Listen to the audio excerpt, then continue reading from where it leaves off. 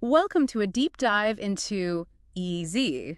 Which translates to. Yeah, the WangChuang treasure book. That's it. Yeah, and it's this collection of insights from WangChuang, who is a Silicon Valley investor, and he Covers covers. covers a lot of ground. He does, yeah, wealth, personal development, Technology. all through the lens of AI. It's really fascinating. I think you'll find his perspective very valuable, especially today. Absolutely. And that's what we're going to do in this deep dive, right? Yeah, We're yeah. going to extract some actionable advice, give you guys listening a fresh perspective on how to thrive in this new world. Definitely. So let's jump right in. The first part of the book focuses on building wealth, and Wang Chuan starts off with a really intriguing idea. Yeah. What is it? He says that the ultimate wealth is actually leisure time. It is a powerful shift in mindset. Yeah. Most people think wealth is all about money, but WangChuang argues that true wealth is about having the freedom to spend your time how you want. I love it. Really resonates with me. You know, it's not just about having this fat bank account. It's about having the freedom to pursue your passions, spend time with loved ones, or just relax and enjoy life. Right. Exactly. Yeah. And he uses this analogy of a car jack Oh. to illustrate this point. Oh, Think about it. You know, a car jack lets you lift the car and work on it in intervals Right. without losing progress. Yeah. Similarly, your wealth-building activities should give you both leverage and the freedom to step away I see. without everything falling apart. That's such a great analogy. I can totally see how that applies to like building a business or investing in assets that generate passive income. Yeah, yeah. You're creating a system that works for you even when you're not actively working on it. That's it. That's what I call working smarter, not harder. Exactly. But it sounds like Wang Chuan isn't afraid to like shake things up. No. He also challenges some of those traditional, maybe even outdated concepts about wealth. Right. I mean, he goes as far to say that many so-called assets are actually burdens. He does. He uses the example of the U.S. commercial real estate market during the pandemic Uh-huh. to illustrate this point, right? You might think owning a big office building is a secure asset, Sure. but sudden shifts in the market can quickly turn it into a liability. That's such a good point. The world is changing so fast, and it's more important than ever to be adaptable and open to new ideas. Like what worked in the past might not work in the future, especially with AI shaking things up. Right, and this is where Wang Chuan's emphasis on exponential growth comes in. Okay. He believes that AI is creating entirely new avenues for wealth creation, Uh-huh. and that those who understand how to capitalize on these opportunities will be the ones who truly thrive. Exponential growth. That sounds exciting, but what does it really mean, and how is AI changing the game? Well, Wang Chuan argues that AI is fundamentally different from previous technological advancements. Right. It's not just about automating tasks. It's about creating systems that can learn and adapt and generate value at an unprecedented scale. Wow. Think about something like ChatGPT. Oh, yeah, everyone's talking about ChatGPT. Exactly. Yeah, it feels like AI is suddenly everywhere. It is, and ChatGPT is just one example. We're seeing AI being applied in healthcare, finance, transportation, you name it. It's incredible. It is, and this is creating massive opportunities for growth. But Wang Chuan cautions against getting stuck in what he calls zero-sum game thinking. Zero-sum game. It's the idea that for one person to win, someone else has to lose. Oh, okay. It's a mindset that's often found in closed systems with limited resources. Got it. But Wang Chuan believes that AI is creating a world of abundance where everyone has the potential to benefit. So it's not about competing for a slice of a fixed pie, but about creating a bigger pie for everyone. Precisely. And to illustrate this, Wang Chuan uses the example of Amazon. They've completely disrupted traditional retail. But they've also created this vast ecosystem that benefits countless businesses and consumers. Right. Amazon's a great example of a company that's embraced change and capitalized on the power of exponential growth. They've gone from selling books online to becoming this global powerhouse with their fingers in everything from cloud computing to grocery delivery. Yeah, and they've been incredibly adaptable Mm-hmm. and have consistently challenged the status quo. Yeah. There's a fascinating anecdote in the book about a secret meeting between Jeff Bezos and Walmart's CEO back in 2000. Oh, tell me more. What happened? Were they discussing a merger? Not quite. At the time, Amazon was still a relatively small player, Right. and Walmart was this retail giant. Yeah. But even then, their philosophies were worlds apart. Really, what were they? What were their philosophies? Well, Walmart's CEO emphasized their focus on low prices and squeezing margins. Okay. It's all about efficiency and passing on savings to customers. Okay. But Bezos, even then, was thinking about building an ecosystem of value. It sounds like they were playing different games entirely. Exactly. And this difference in thinking is reflected in Amazon's relentless focus on customer experience, their strategic investments in Prime membership in AWS, Right. and even their aggressive tactics to fend off competition. Okay. They acquired Quidsi, the company behind Diapers.com, Oh, wow. specifically to counter Walmart's move into the online baby products market. Wow. Talk about playing hardball. Yeah. But I guess it paid off. Amazon's dominance today is a testament to their long-term vision and willingness to disrupt even their own businesses if it means staying ahead of the curve. Absolutely. And this brings us to another key area where Amazon has been incredibly successful, cloud computing. Right. I've heard so much about Amazon Web Services or AWS and how it's transforming the IT industry. It's been a complete game changer. Yeah. Stanley Druckenmiller, the famous hedge fund manager, once said that AWS was tearing IBM consultants to shreds Whoa, that's a pretty vivid image. Why was he so bullish on AWS? because AWS offered a faster, better, and cheaper alternative to traditional IT infrastructure. I see. Companies like General Electric were able to significantly reduce their IT costs and increase their agility by migrating to AWS. It's amazing how cloud computing has leveled the playing field. It's no longer about who has the biggest servers or the most IT staff. Right? It's about who can leverage the cloud to innovate and scale faster. Exactly. And this shift has created major challenges for traditional IT giants like IBM, HP, and Oracle. They were built for a world of on-premises hardware and software, and the rapid adoption of cloud computing caught them flat-footed. It's a classic example of how disruptive technologies can completely upend established industries.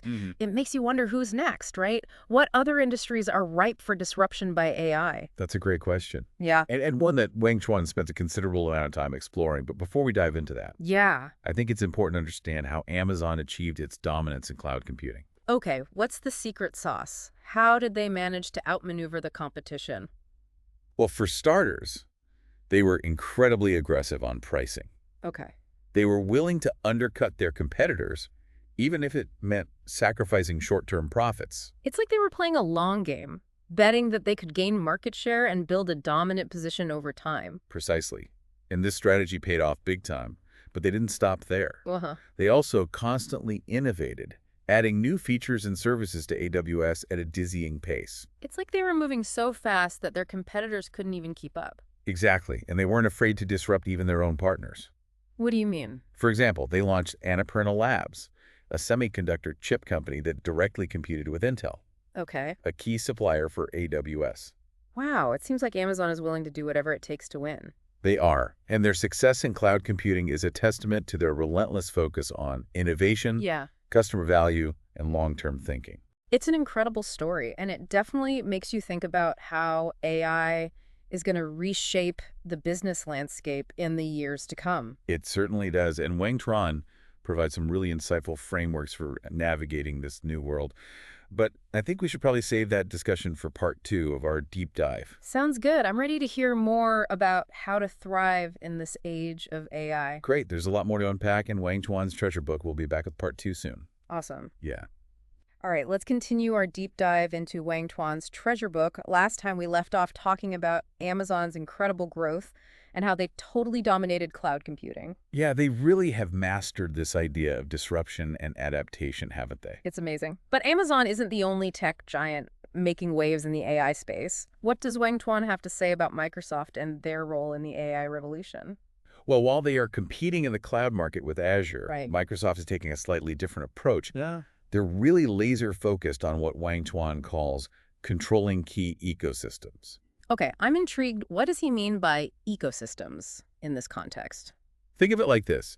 Imagine the interconnected web of tools and platforms and services Okay. that developers rely on to build AI applications. Right. Microsoft has strategically positioned itself at the heart of this web. Ah, I see. So they're not just building products, they're creating an environment where developers are naturally drawn to their tools and platforms. Exactly. And they've made some pretty savvy moves to solidify this position. Okay. They own GitHub, which is the go-to platform for code hosting and collaboration among developers. Right. GitHub is huge. Even I've heard of it, and I'm not a developer. Yeah, it's essential for the software development world, And on top of that, they have this strategic partnership with OpenAI, Mm-hmm. the company behind ChatGPT. So they're aligning themselves with some of the biggest names in AI. It's like they're creating this irresistible gravity that pulls developers into their orbit. That's a great way to put it. Right. And this strategic positioning gives them what WangChuang calls a taxation power within the AI ecosystem.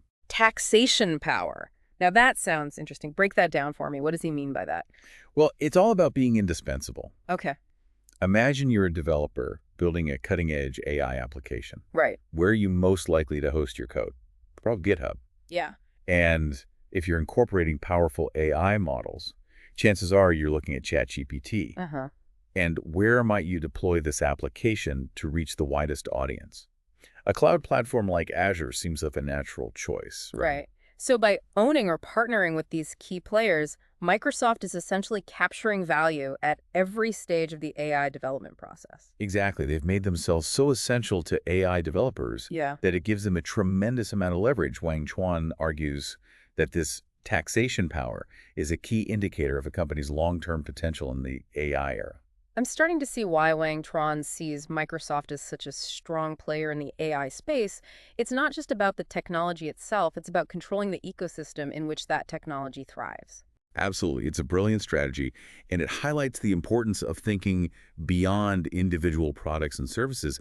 The real winners in this AI game will be those who can create and control these powerful ecosystems. Yeah, it's a really thought-provoking concept, and it makes you wonder what other ecosystems are emerging in the AI world. But before we go down that rabbit hole, I want to get back to the technology itself. Okay. There's been so much hype about these large language models like ChatGPT. Yeah. What are some of the key technical concepts that Wang Chuan highlights in his book? Well, he talks about this fascinating concept called emergent abilities. Okay. It's this idea that when these large language models reach a certain scale, they suddenly develop abilities that weren't evident before. So it's not just about gradual improvement, but rather these sudden leaps in capabilities. It's like the AI suddenly wakes up and realizes it can do all sorts of new things. That's a great way to put it. And this phenomenon is directly tied to the underlying architecture of these models, Okay. specifically something called the transformer architecture. All right, now we're getting into the technical weeds here. Can you explain the transformer architecture in a way that even I can understand? You bet. Think of it like this. Traditional language models processed words in a linear sequence, one after the other. Okay.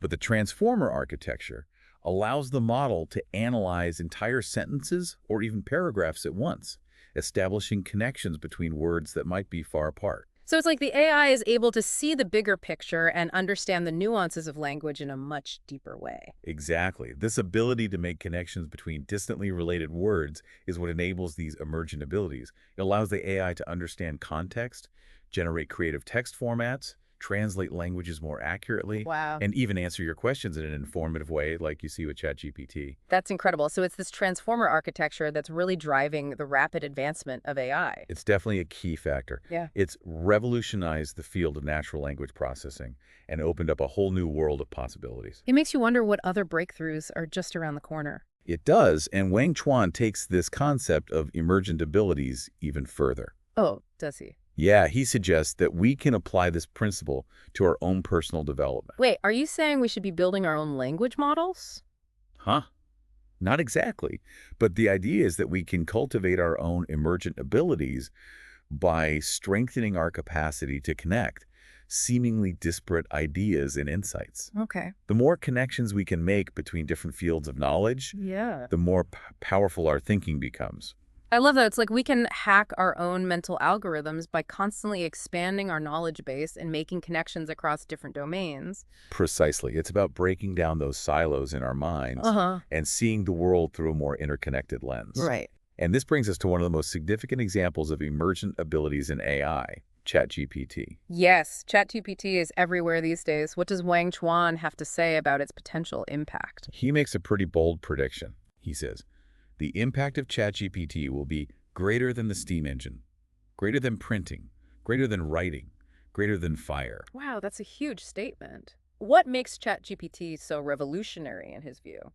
It's this combination of its reasoning ability and its capacity to process vast amounts of unstructured data. Okay. Unlike previous AI systems that were limited to specific tasks or domains, Yeah.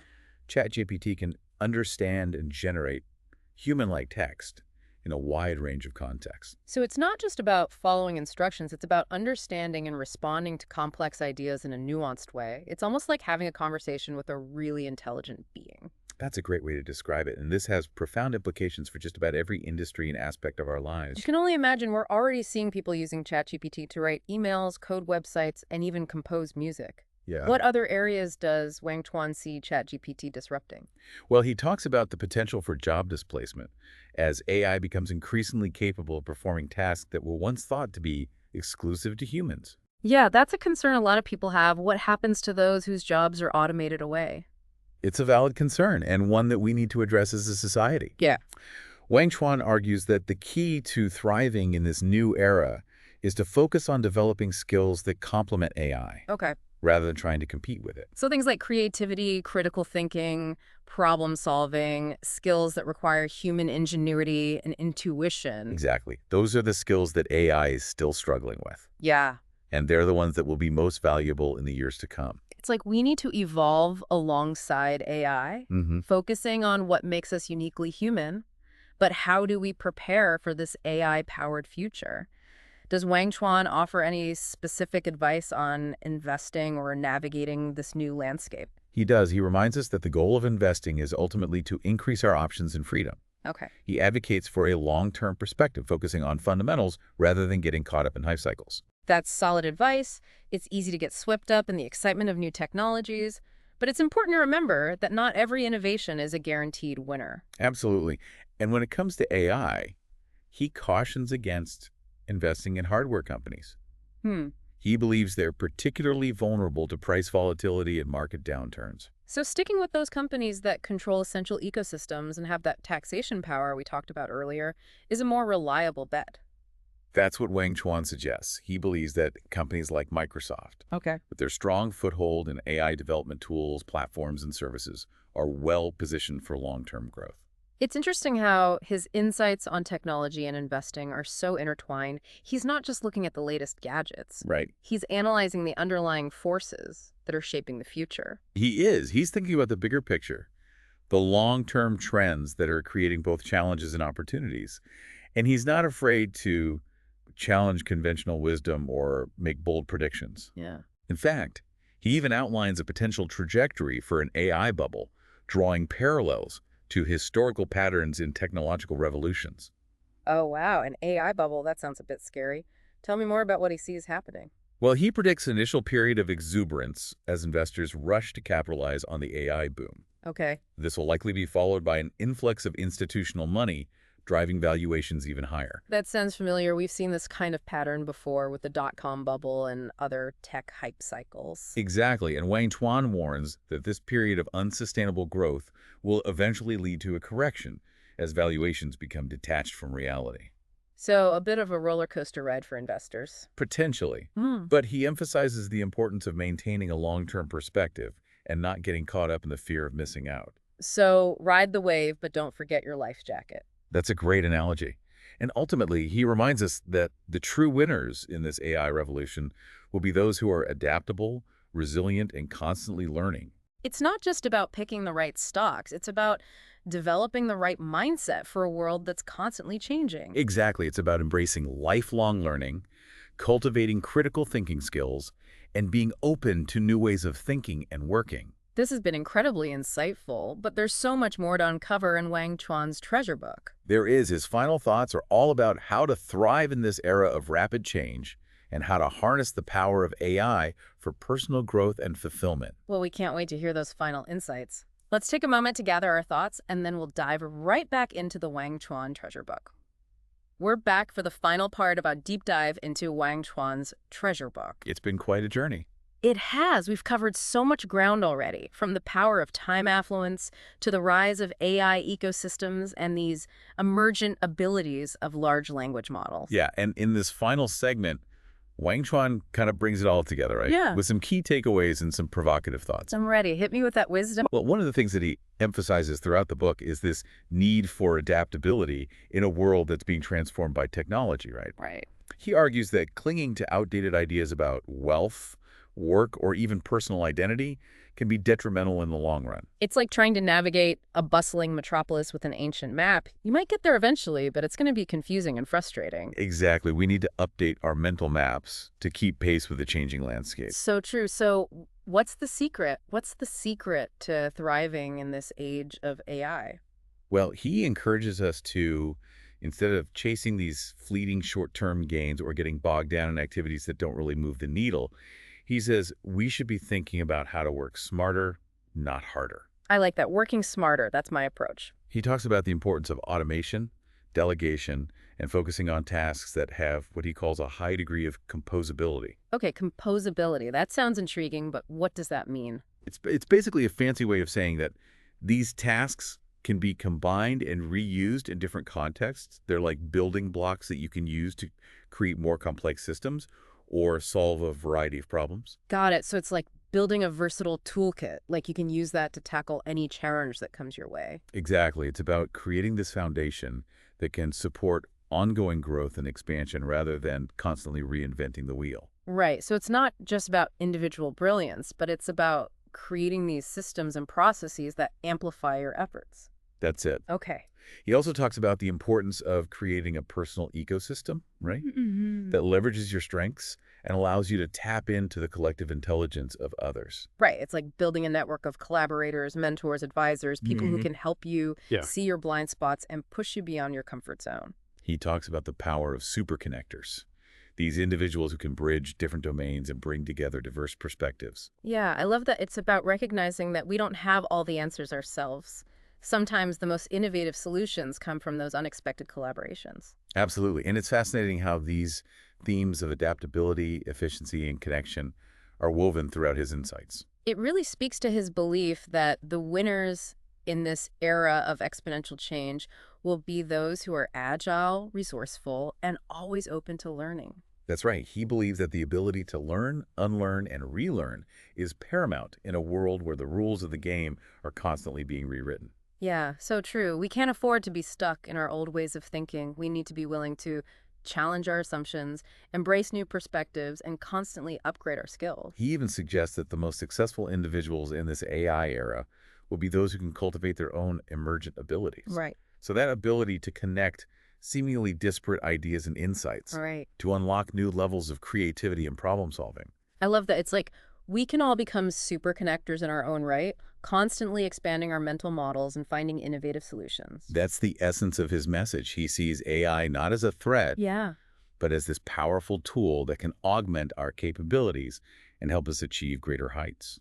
So as we wrap up this deep dive, what's the one thing you hope our listeners take away from WangChuang's treasure book? Well, I think if WangChuang could leave listeners with just one thought, it would be this. In this age of unprecedented change and opportunity, the most valuable asset you can cultivate is a mindset of continuous learning and growth. Embrace curiosity, stay adaptable, and never stop exploring new possibilities. That's the key to not just surviving, but thriving in this AI-powered future. Beautifully said. That's the true treasure hidden within Wang Chuan's book. Well, on that note, I want to thank you so much for joining me on this deep dive into Wang Chuan's treasure book. It's been a pleasure. Likewise, the pleasure was all mine. And to our listeners, we encourage you to continue exploring these ideas. The future belongs to those who are curious, adaptable, and never stop learning. Thanks for listening.